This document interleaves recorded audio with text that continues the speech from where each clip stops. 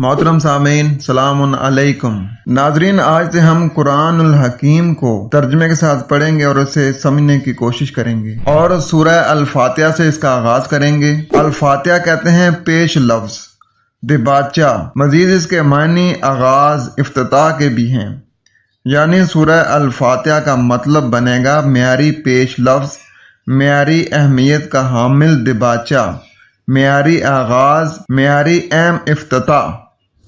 बिस्मिल्लाहिर्रहमानिर्रहीम।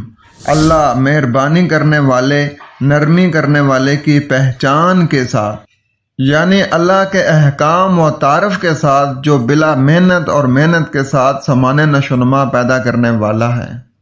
अल्लाह के इस्म से मुराद उसके मुकम्मल तारफ के साथ अफ़ाल व अहकाम मुराद हैं।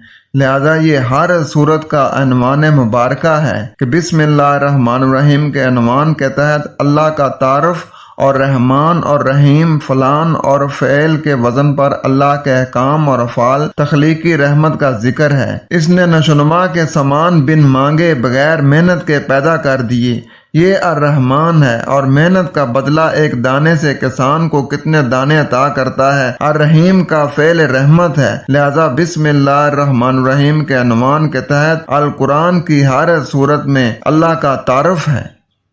सुलेमान अलैहिस्सलाम ने मलका सबा की तरफ किताब करीम भेजी। वो वही शुदा किताब थी जिसके बारे में मलका ने कहा कि ये किताब सुलेमान अलैहिस्सलाम की तरफ से है। इन्नहु बिस्मिल्लाहिर्रहमानिर्रहीम, यानी इसका अनवान बिस्मिल्लाहिर्रहमानिर्रहीम है। अल्हम्दुलिल्लाहि रब्बिल आलमीन।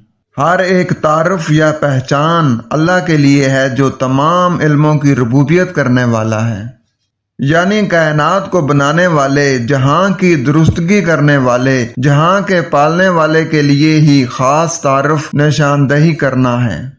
यानी हाकमियत अल्लाह ही के लिए है जो तमाम जहानों को पैदा करके इन्हें हदायत देने वाला है। और रहमान रहीम, मुकम्मल मेहरबानी करने वाला और मुकम्मल रहम करने वाला है, यानी बिला मुआवजा ज्यादा सिला देने वाले, ख्याल रखने वाले के लिए ही निशानदही करना है, यानी बगैर मेहनत के अता करने वाला, मेहनत का बदला देने वाला है।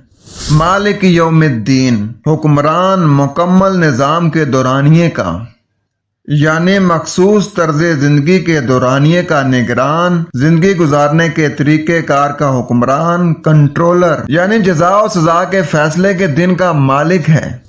इय्याका नअबुदु व इय्याका नस्तईन, ये कि तुम हमारी ही ताबेदारी करो और हम ही से मदद चाहो।